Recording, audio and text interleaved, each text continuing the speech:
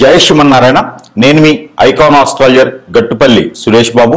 అయితే మనకి ఈ జీవన వ్యవస్థ ఈరోజు ఎలా ఉంది అంటే కనుక ఒకరికొకరి సంబంధం లేకుండా, ఒకవేళ ఉన్నా కూడా ఉమ్మడి కుటుంబంగా లేకుండా చిన్న చిన్న ఫ్యామిలీలతోనూ చిన్న చిన్న సంసారాలు ఏర్పరచుకొని ఈ జీవన శైలిలో పరిగెత్తేటువంటి జీవితాలు ఏర్పడిపోయినా ఉన్నాయి. దాంతోపాటు ఆప్యాయత, అనురాగం, ప్రేమ ఇలాంటివన్నీ కూడా, నమ్మకాలు ఇవన్నీ కూడా లేకుండా పోతూ ఉన్నాయి. పెద్దలంటే గౌరవం, మర్యాద ఇవన్నీ లేకుండా పోతూ ఉన్నాయి.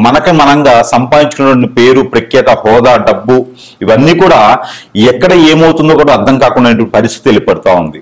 దానితో పాటు మరొకటి ఏంటంటే, ఇప్పుడు ఏం చెప్పాలనుకున్నాం అనేది చూద్దాం. అయితే అసలు మరొకటి ఏంటంటే కనుక వీటన్నిటితో పాటు ఈ రోజున ఉన్నటువంటి ఏదైతే బంధం, బాంధవ్యం, అనురాగం, ఆప్యాయత, దాంతో పాటు భార్య, భర్త ఇవన్నీ కూడా ఉన్నాయి.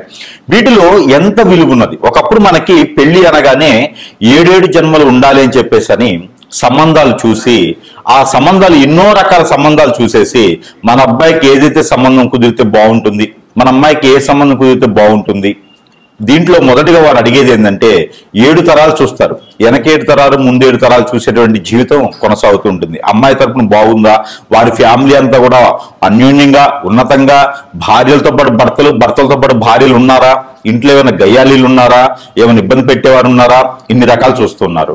అబ్బాయి తరఫున కూడా వీరి వంశం వృద్ధి అవుతుందా, ఎలాంటి ఇబ్బందులు ఏమైనా కలుగుతున్నాయా, పిల్లలు బాగా సంతానం కలుగుతుందా, వీరి జీన్స్ అంతా కూడా ఎవరైనా 2-3 పెళ్లిళ్ళు చేసుకొని ఉన్నారా, ఎవరైనా దేశాల మేము పోయి ఉన్నారా, ఇవన్నీ కూడా ఆరా తీసుకొని 7 తరాల ముందు 7 తరాల వెనక్కి కూడా మనం చూసుకొని ఆ ఒక విధంగా పెళ్లి చేసే సాంప్రదాయం మనకి పూర్వకాలంలో ఉండేది. ఆ తర్వాత అది జనానికి బోరేసిందా, లేకపోతే కొత్తదనం కావాలనుకుంటున్నారో కానీ బంధాలు మార్పులు అనేది, బాంధవ్యాల్లో మార్పులు అనేది, ఒక బంధం ఏర్పడింది, ఎవరో తెలియని అమ్మాయి మన ఇంటికి వచ్చింది, ఎవరో తెలియని వ్యక్తి మన ఇంటికి వచ్చాడు అంటే వారి యొక్క విలువ అనేది ఈ రోజుల్లో లేకుండా పోయింది.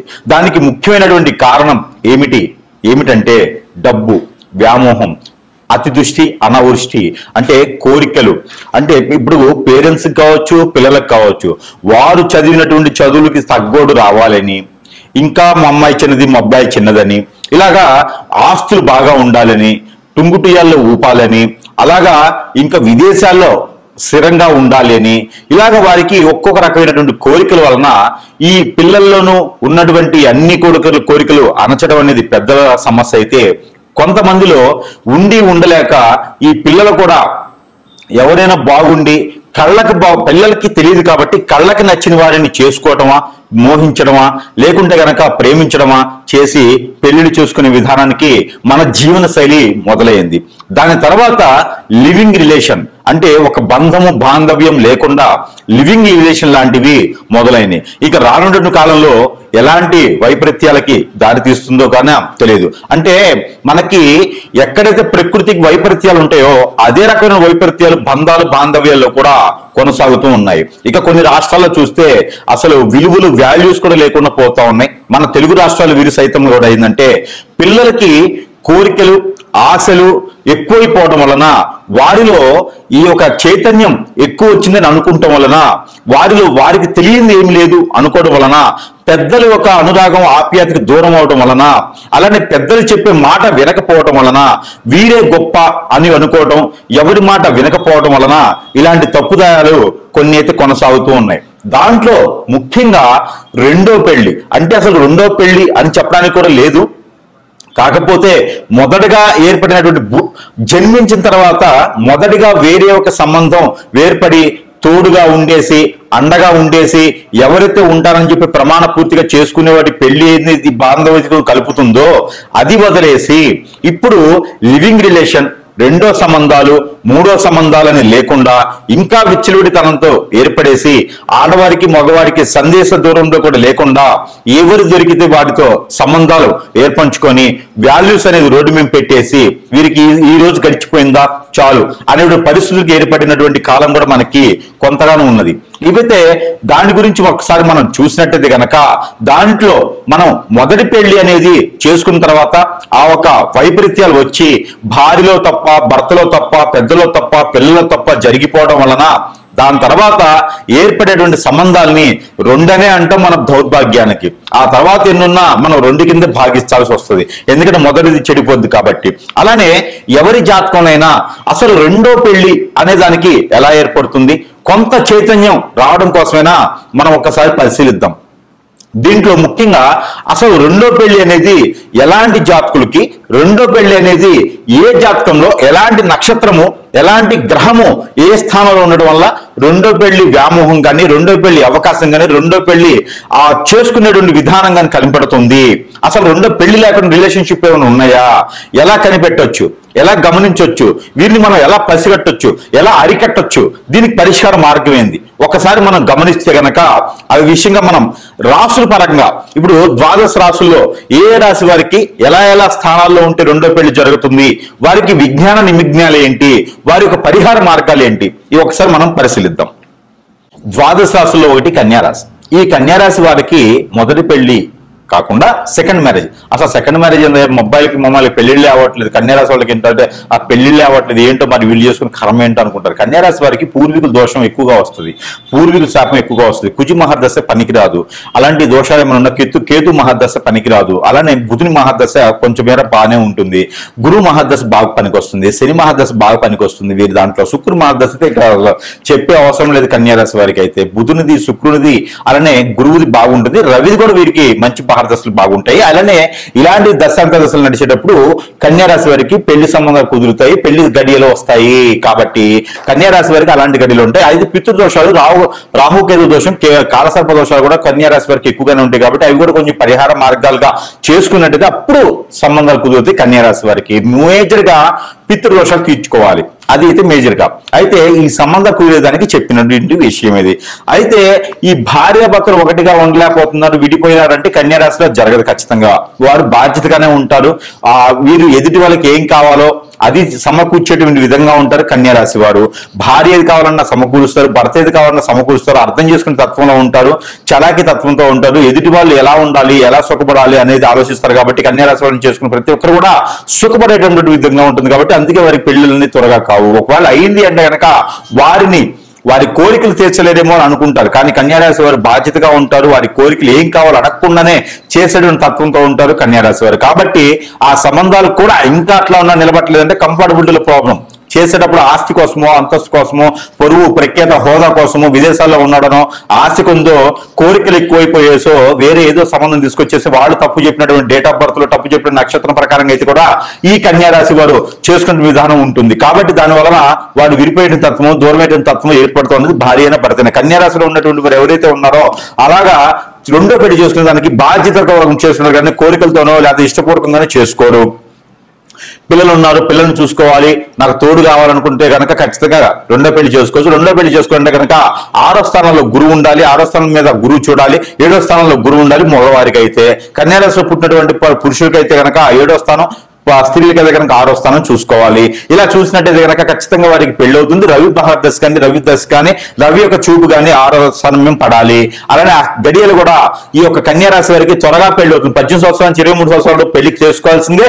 అలా కాకపోతే కనుక 35 సంవత్సరాల తర్వాత వీరికి పెళ్లి అవుతుంది. మళ్ళీ మధ్యలో 29, 30 సంవత్సరాలు కూడా పెళ్లి గడియలు వస్తే వారికి కన్యారాశి వారికి అప్పుడు కూడా చేసుకోకపోతే ఇంకే 36, 37 సంవత్సరాల తర్వాతనే వారికి పెళ్లి అవుతుంది. ఇలా 3 సార్లు వారికి గండాలాగా 3 సార్లు వారికి పెళ్లి యోగం వస్తుంది. అప్పుడు కూడా కాల్ చేసుకోకపోతే బ్రహ్మచారిగా మిగిలిపోయే తత్వం ఉంటుంది. కాబట్టి ఆ 3 సార్లు వచ్చేటువంటి అనుగ్రహాలను పెళ్లి చేసుకునే విధంగా చూసుకోవాలి. అలా రెండో పెళ్లి చేసుకోవాలంటే కనుక మనం అనుకున్నట్టు కనుక శుక్రుడు కానీ, బుధుడు కానీ, గురువు కానీ, అలా రవి మహర్దశ కానీ దశగా నడుస్తున్నప్పుడు 6వ స్థానం ఉన్నప్పుడు శని మహర్దశ చూస్తున్నప్పుడు వాటి పెళ్లి ఆలోచన ఉంటుంది. కాబట్టి ఆ విధంగా చూసుకోవాలి. ఇంకా వీరికి ఏదైనా భర్త కానీ, భార్య కానీ ఇష్టపడి ఉండి నేను వాళ్ళు లేకుండా బతకలేకపోతున్నాను, దూరం అయిపోయారు అనుకుంటే కనుక వారు దగ్గర అయ్యేదానికి మొదటి సంబంధం, రెండో సంబంధం, లవర్ అయినా, ఎఫ్ఐఆర్ అయినా ఏదైనా దగ్గర ఉండాలి, నాకు దూరంగా అయిపోతే నేను బతకలేకపోతున్నాను అనుకునే వారు ఎవరైనా ఉంటారో వారందరూ కూడా కన్యారాశిలో ఉంటే కనుక వారు పర్టికులర్ గా ఈ చిన్న పరిహారం చేసుకుని అదృష్టవంతులు అవ్వచ్చు. ఆ పరిహార నిమిత్తంగా ఒక్కసారి చూసుకున్నట్టు కనుక ఈ పరిహార నిమిత్తంగా చేసుకుని అదృష్టవంతులు అయ్యేదానికి ఖచ్చితంగా ఉంటుంది. అయితే మనకి ఏదైతే పరిహారాలు ఉన్నాయో ఈ రాశి వారు కనుక ఈ పరిహారం చేసుకున్నట్లయితే ఖచ్చితంగా ఏదైతే భర్త దూరమవుతున్నాడు అనేటువంటి భారం తగ్గేటువంటి దానికి సపోర్ట్ ఉంటుంది. అలానే భార్య దూరం అవుతుంది, పిల్లలు ఒంటరైపోతున్నారు అనుకున్న వారికి అయితే ఖచ్చితంగా ఈ పరిహారం పనికొస్తుందని అయితే నేను అనుకుంటున్నాను. అయితే ఏం చేయాలంటే కనుక మీ భార్యది కావచ్చు, భర్తది కావచ్చు, పేరు సపోజ్ ఎంతైతే పేరు ఉంటుందో దాన్ని ఇంగ్లీష్ లెటర్స్ లో మీరు చూసుకోండి. సపోజ్ ఒక పేరు ఉందనుకోండి, మాధవి ఉందనుకోండి, ఇంగ్లీష్ లెటర్స్ లో తీసుకోండి MA.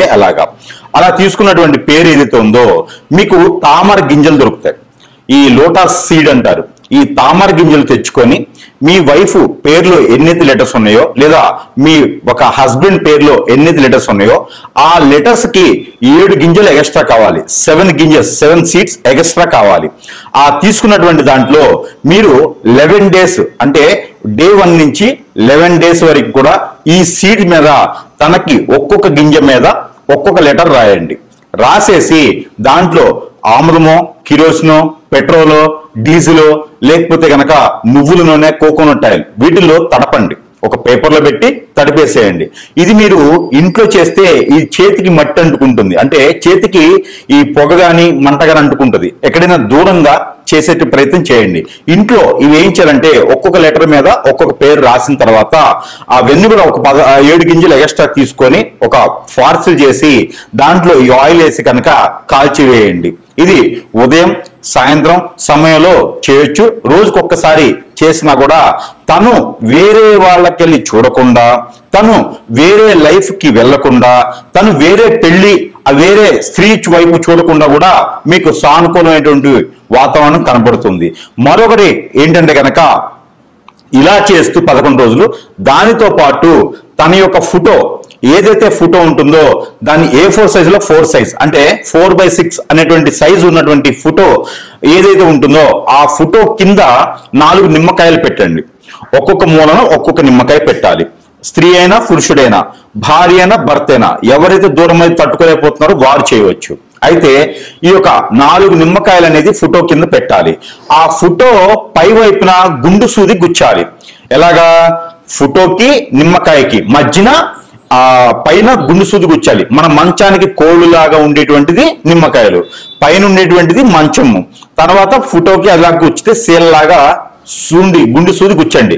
ఆ గుచ్చిన దానిపైన పసుపు, గంధము, కుంకుమ ఈ 3 కూడా కలగలపండి. కలగలిపి దాంట్లో పొడి చున్నం అని దొరుకుతుంది. ఆ చున్నం కూడా దాంట్లో కలపండి. కలిపిన తర్వాత మీకు అత్తిపత్తి ఆకు అని ఉంటుంది, లేదా టచ్ మీ నాట్ అంటారు. ఆ ఆకు పౌడర్ కూడా కలపాలి. ఆ మిశ్రమం అంటే ఒక్కొక్క టీ స్పూన్ కలుపుకోండి. కలుపుకున్న తర్వాత మీకు ఒక చిన్న మంత్రం ఉంటుంది. అది ఎవరికి వాళ్ళకి చెప్పేదానికి కాదు, స్క్రోలింగ్ మీద కనిపించే నెంబర్కి ఫోన్ చేస్తే ఆ నెంబర్ అనేది చెప్తాము. ఆ మంత్రం అనేది చెప్పడానికి ఉంటుంది. అయితే ఈ యొక్క ఫోటో మీద ప్రతిరోజు కూడా ఏ రూమ్లో అయినా ఏ గదిలో చేసుకోవచ్చు, వాష్రూమ్ తప్పితే. మనం పడుకునే పోయే ముందు నేను ఇచ్చేటువంటి మంత్రాన్ని ఒక 713 సార్లు 719 సార్లు మీ పేరుని బట్టి చదవడం అనేది ఉంటుంది. ఆ మంత్రం చదివిన తర్వాత నేను చెప్పినటువంటి ఇంగ్రీడియంట్స్ కలిపినటువంటి పౌడర్ ని ఆ ఫోటో మీద చల్లాలి 21 రోజున. ఇలా చేసినట్టయితే కనుక భర్త దూరమైన వారు దగ్గరికి రావడం, ఆ ఉన్నటువంటి రిలేషన్స్ కావచ్చు, సెకండ్ మ్యారేజ్, థర్డ్ మ్యారేజెస్ కావచ్చు, ఇవన్నీ కూడా వెళ్ళిపోయేసి దగ్గర అవడం. భార్య ఏదైనా వేరే చెప్పు చెప్పులోకి వెళ్ళిపోయినా, వేరే మాట విని ఆశతో కోరికతో బయటికి వెళ్ళిపోయిందన్నా కూడా ఆవిడ కూడా మీకు తిరిగి మళ్ళీ వచ్చేదానికైతే అవకాశం ఉంటుంది. ఖచ్చితంగా ఈ పరిహారం చేసి చూడండి. మరొక పరిహారం, అలానే భార్యాభర్తలు దూరమైనందు వలన మీకు చిన్న చిన్న పరిహారాలతో కూడా వాడు దగ్గరయ్యేదానికి అవకాశాలు. అలానే భార్యన భర్త అయిన రెండో పెళ్లి వైపు వెళ్లకుండా ఏ బాధ వచ్చినా ఏ బంధం వచ్చినా కట్టుబడి బాధ్యత ప్రకారంగా ఉండేలాగా ఉండాలి అనుకుంటే గనక ఖచ్చితంగా ఈ యొక్క పరిహారం చేసినట్టయితే ఖచ్చితంగా మీకు అదృష్టం అనేది ఉండొచ్చు. అది ఏమిటంటే కనుక మనకి కాటన్ సీడ్ అంటారు, పత్తి గింజలు. ఈ పత్తి గింజలు ఏవైతే ఉన్నాయో తన పేరుని తలుచుకుంటూ నాకు నా భర్త రావాలి, నాకు నా భార్య నాకు దగ్గర అవ్వాలి అని తలుచుకుంటూ ఎక్కడైనా సమీప దూరంలో గురువు గారు ఉంటే సంప్రదించండి. వారు ఏదైనా పరిహారం చేస్తే చేయండి. లేదు అంటే కనుక ఈ రకమైనటువంటి పరిహారం ఖచ్చితంగా చేసుకుంటే మీకు 41 రోజుల్లో ఫలితం అయితే లభిస్తుంది. 41 రోజులు చేసిన తర్వాత ఫలితం రాలేదు అంటే గనక ఖచ్చితంగా వస్తుంది. మరో 15 రోజులు ఆగండి. 41 రోజులు చేస్తే సరిపోతుంది. మనము ఒక అమ్మవారికి కానీ స్వామివారికి కానీ దీక్ష చేస్తే కూడా ఖచ్చితంగా దాని ప్రతిఫలం ఎన్నో సంవత్సరాలు పడుతుంది. కానీ మనసు మైండ్ మారినట్టు తర్వాత భార్య అయిన భర్త అయినా దూరం అయ్యారు అంటే అది ఇంకొక చెంతకి చేరుతున్నారని అర్థం. ఆ చెంత నుంచి మళ్ళీ మన వైపు రావాలి అంటే గనక మనలో ఉన్నటువంటి లోపాలు ఏమున్నాయో అవన్నీ కూడా మారేటువంటి ప్రయత్నం చేయాలి మొట్టమొదటిసారిగా. రెండోది, మనం ఏదైతే కాటన్ సీడ్ అంటే పత్తి గింజలు ఏవైతే ఉంటాయో ఈ పత్తి గింజలు తీసుకొని రోజుకి ఒక 11 చొప్పున చేతిలో పెట్టుకొని ఏదైతే మీ హస్బెండ్ కావచ్చు వైఫ్ కావచ్చు పేరుందో అంటే వెళ్ళిపోయినటువంటి వారి పేరు తీసుకొని 236 సార్లు పఠనం చేయండి. నా వైఫ్ నా దగ్గరికి రావాలి, మా వైఫ్ పేరు ఇది, మా దగ్గరికి రావాలని చెప్పేసి పఠనం చేసుకొని ఆ పత్తి గింజల్ని మీరు ఒక పేపర్లో కట్టేసి కాల్చి వేసేసేయండి. ఏ రోజుకి ఆ రోజు ఈ పని చేయాలి. మరొకటి, తెల్ల ఆవాలు అని దొరుకుతాయి. ఈ తెల్ల ఆవాలు గసగసాలు అవొక టీ స్పూను ఇవొక టీ స్పూను తీసుకొని మీరు మీ చుట్టూతా దిష్టి తీసేసుకొని ఆ దిష్టి తీసుకుని చేతిలో పెట్టుకున్న తర్వాత నా వైఫ్ నా దగ్గరికి రావాలి, నేను చేసిన తప్పులే ఉంటే క్షమించాలి, నేను మళ్ళీ అలాంటివి చెయ్యను అని చెప్పేసి మనస్ఫూర్తిగా మీ కులదైవానికి ఇష్టదైవానికి కొలుచుకొని కనుక మీరు ఏదైనా మీకు నచ్చినటువంటి అమ్మవారికి స్వామివారికి ముడుపు మొక్కుబడి చేసుకొని కనుక మీరు ఈ ఆవాల్ని ఈ యొక్క గసగసాల్ని పెనం ఉంటుంది కదా ఇంట్లోను, ఆ పెంక మీద లైట్ గా ఏమి వేయకండి, ఆయిల్ లాంటి ఏమి వేయకుండా ఆ మూకుడు మీద లైట్ గా ఫ్రై చేసేసి పడివేయండి. ఇలా చేయండి. ఇలా చేస్తే ఖచ్చితంగా మీకు దూరమైనటువంటి భర్త మీకు దగ్గర వస్తారు, మీకు దూరమైనటువంటి భార్య మీకు దగ్గర వస్తుంది ఖచ్చితంగా. ఈ తర్వాత వచ్చేసి మీకు చిన్న దువ్వ ఉంటుంది, మనకి బయట దువ్వ ఉంటుంది. దువ్వ అంటే మనకి బయట మట్టిలోని జల్లెడ పెట్టినటువంటి దువ్వ మెత్తగా పౌడర్ లా ఉంటుంది.